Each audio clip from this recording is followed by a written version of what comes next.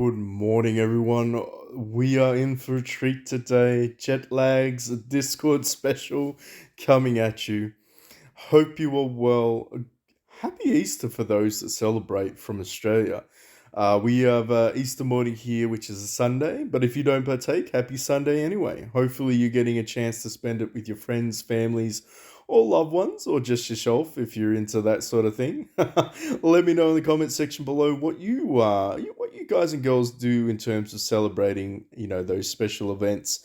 Easter for us is hot cross buns. It's hot cross buns, but with a bit of jam, lots of butter. You know the good type of hot cross bun. If you've never had one, basically it's how do we describe it? It's like a cinnamon bun with sultanas, sometimes other types of fruit in it, and of course there is a cross on top of it.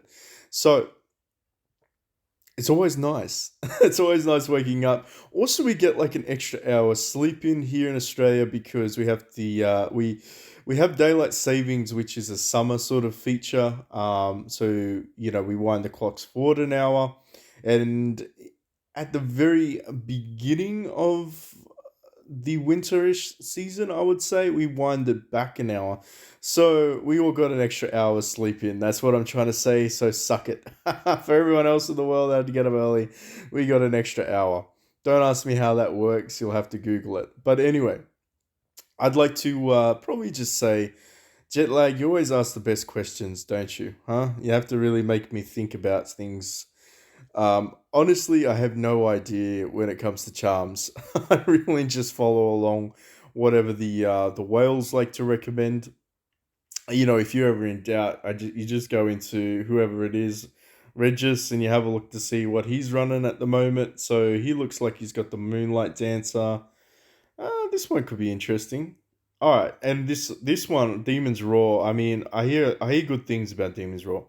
Um, and of course, if you don't know, you can always just go into here as well and check it out. I think it's a good question though, because we obviously have the release of these in the arms race. Some people say, is it worth me investing in terms of should I max out my Gen 5 heroes or should I get charms? Look, if you're at the stage of the game where you need to start building legendary charms, you probably are already aware of all the ways to get additional copies of your legendary heroes anyway. So, I mean, limited heroes has got a pity system now. So if you're whaling, regardless, you're going to be able to get some additional copies there. Ultimately, it's not bad to get your base charms sorted because these kind of the limited heroes weapons, yeah, they're nice, but they don't disappear. So hear me out. You're going to get a lot of opportunities to get these shards in rebate events. You're going to get the opportunity to get these shards as additional rewards elsewhere. There's plenty of fucking events to give you the option for weapon shards and hero shards. What you don't get is charms. Charms are kind of like this thing that is set aside for specifically arms race purposes. That may change in the future with the wishing shop. I mean, obviously, I'm like level whatever I am, like nearly level 100. I haven't unlocked all the features for the wishing shop yet, and I assume that they're probably going to become available there eventually. But at the moment, this is pretty much the only way to get it in terms of events. Now, it's going to cost you what 250 because you need 100, right? So it's going to cost you 250 of the legendary variety, the ultimate badges to get this. And a lot of people originally said that this Moonlight Dance charm was sort of the best one to get out of everything, right? Now, for those that don't know, you of course need to have your avatars lit up in order to awaken it. So for me, I'd have to go fish myself out a bunny girl and equip her to even activate Moonlight Charm or Moonlight Dance Charm. It's not bad. I wouldn't mind looking at it in terms of what it can do. Obviously, this was mainly for the CC ability because if you read out what it does Damage to four enemies with the highest rage, 35% chance to stun target or silence target for 4 rounds, and they can't cast their skills, so they can't do their rage ability. Deals an additional damage based on the amount of rage and increases all your heroes' damage reduction. So it's like a buff. I feel like most charms offer a buff ability, a buff or debuff ability to the enemy. So it's good. I feel like that's why a lot of people say they like it because of the silence chance. It's better than what Dalchan is. Like you need to get a 4-star Dalchan alone to get that level of silence chance. So for a charm to offer that off the bat, I mean it's a good trade off. It's definitely a nice round one charm to mess with the enemy teams. But in terms of what else is available, well, a lot of others say that the Demon's Roar is pretty versatile. In terms of what it does, let's check that out. So it deals damage that is defense ignored to all enemies. Has a 35% chance to reduce rage by 2. Reduces all enemies damage a reduction, so it basically debuffs them. Of course, that's what Gia does normally, and deals additional damage. Right, that's pretty strong. Even if you don't rank up the star level of the charm, you've still got a 35% chance. Essentially, you've got a mini Gao in your pocket. That's really what this charm is. You've got Gao, you put him in your pocket, you pull him out, and you're like, bam, fuck you all, I'm gonna take all your rage. That's what Gao does, right? It's only 35% chance though. So we'll leave it there. Obviously, in its base form, it's still pretty powerful. I see some people use this, but honestly, I'm not too sure in terms of how versatile this is. Earthquake Charm. I assume this is mainly for people that are Shu Nation and Wu Nation. Uh, yeah, reduces all enemies' damage bonus, so it's a debuff. It burns them that can't be removed. So irremovable burning, that's always nasty. Is what it is. But in terms of like the newest charms, let's check this out. Sons of the World charm. So what do we need for that? So you need some fourth gen heroes. So combo damage ignores heroes' defense to an enemy in the back row and poisons them. Okay, yep. Reduces their HP, which is kind of stock standard. Ignores defense. All allies gain 30% accuracy for 2 rounds and gain recovery, so healing. Oh, so it's definitely a Simi Yi kind of combination right there. It's that's interesting. That's interesting. Hmm. Well, the thing that stands out for that is definitely the accuracy. Accuracy is a very, very hard statistic to come by. I mean, you'd almost be. The thing is, this would almost be a slot one charm. So then you have to factor in do you have Moonlight and what situation you're talking about. So in PvE, this is definitely a slot one charm because you want to get the accuracy off and buff the accuracy as much as possible. And of course, you've got some poison abilities, and of course, you've got the healing. I mean, when I say slot one, I mean I'm only thinking of it in terms of the accuracy bonus that you're going to get for 2 rounds. Um, yeah, PvP you still want to go with Moonlight for the silence or Demon's Roar for the rage reduction. But you got to remember you're only going to get this on turn 4. So by turn 4, the healing's still applicable because the enemies had a chance to do some damage to you as well. Not a bad charm. Not a bad charm. Let's have a look at some of these. The Windkite charm. Combo damage and noise defense, yada yada yada. If target has more than HP, it does more. If your HP is below damage reduction, yeah, that's kind of useless. Ignores defense for 2 enemies with lowest HP. The attack has a 30% extra combo strength and crit rate. Crit strength as well. Total crit rate increases for 2 rounds. If target is below, deals extra damage. This is kind of like a finishing move. What about this? Combo damage that ignores hero defense to the enemy with the highest attack. Okay. What's the demo of this? When it says adjacent, I'm curious to see. Oh, okay, so it's like a like Shank does, three in the cross section. All right, interesting.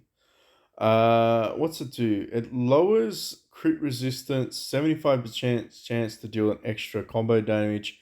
Total evasion increased by 20% for 2 rounds. So evasion is an interesting statistic. It will not help you in trials at all, but it will help you in other situations like PvP siege. I mean, if they can't hit you, well, they have to pray. Have to pray to RNGesus that they can somehow buff their accuracy up to hit you with this evasion combo. If you don't already know, Zhu actually does a pretty huge evasion ability as well. That's an interesting charm. I wouldn't personally go with it. What's the last one? Dragon Raw Charm. Deals 140% combo damage, ignores defense of all enemies. Change to increase one random ally's rage by 4. Okay. All allies gain damage reduction. So it's a bit of a buff. Chance to deal additional damage. Yeah, that's definitely a Shoe Nation one right there. And what about this? Heaven's Inferno Charm. Combo that ignores defense to a random column and burns them. Reducing their HP fee. Okay, yeah, that's pretty convoluted. A lot of that going on. All allies gain damage bonus for 2 rounds. Deals additional combo damage to target with more than 50%. Deals 100% damage with less, so it's kind of based on how much HP they have. What's this guy look like? Heaven's Inferno. Sick animation for sure. But it's only a column damage. Yeah, I'd say most people probably don't use it. Hmm. I mean, if I was really thinking about it, I'd say Demon's Roar is slightly better than this one.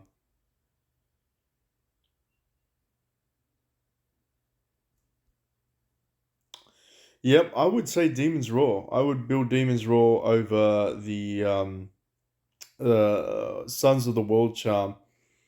Let me know in the comment section below what you think as well. I feel like Moonlight and I mean, did we even look at this guy? Vanquish's charm. What's this one do? 2 random columns. Yeah. Okay. Yeah. No worries. So basically, Moonlight Dance and Demon's Roar are probably my top two picks. So if you haven't already got those ones, I'd probably say go for that. And then after that, potentially you'd want to be doing Son of the World's charm. And as for the last one, honestly, this one's not terrible for the evasion. I can see it being versatile. I feel like a lot of people would do this one though for the random ally fuss paw, and plus you damage everybody else as well. Let's see what this does. And this is getting into the sketchy territory as well because you got to remember you need Gen. Some of these guys are needing Gen 5s, Gen 4s, and Gen 5s to activate. But yes, I would say get Demon's Roar first if you haven't already got Moonlight. Get Moonlight and Demon's Roar, and then focus on this one, Son of the Worlds. Hopefully that helped you out a little bit. I mean, I really wanted to just go through that and look at it myself. Either or, couldn't do it in the other video. Otherwise, we'd be there for an eternity. Um, but yeah, but in terms of other things that you could potentially use while you're waiting to build your legendaries, I mean, all of your legendaries, I feel like combos, your savior combo is probably, it's a staple. Everybody should be trying to progress and push that as high as you can. For anyone that's interested, the way that they calculate damage based on all charms is based off your player's attack percentage, so it varies. Okay, so some will get better effects than others based on how much damage they have. So when I say damage, how much attack percentage they have, that will actually determine the strength of the combo charm. So if anyone's curious about that, now you know it's all based off the strength of your hero's attack percentage. Ooh, look at that. We can upgrade Shank with some universals. Can we upgrade you? We can. I don't mind combo charm. I don't mind combo charm. We'll think about that. We'll think about that. The only reason I like this is because it is it basically buffs your team's damage. So increased damage bonus of your heroes with more than 50% HP for 2 rounds by 15%. How high does that get? I'm going off on the sidetrack here. 25% damage bonus. That's nothing to yeah. That's pretty good. That's nothing to laugh about. 25% damage bonus is not too bad for a Storm combo. I feel like though that I'm going to focus all my energy in starting to upgrade some of the ruins as well. Combo Savior is probably going to be the one that most people use for a long time until they get their last legendary. But yeah, Demon's Roar and Moonlight Charm, then Son of the World. And for the last one, it's dealer's choice, whatever one fits your build the most. Make sure you still use Ground Spike though. In certain situations, that's a pretty cool combo. Anyway, hopefully that helped you out a little bit. Let me know in the comment section below if you'd like to see me do an in-depth combo charm guide. I'm happy to do it from step 1 all the way up to step 20. I don't even know if there's 20 steps there. But yes, thanks for watching. Hopefully you all have a fantastic Sunday.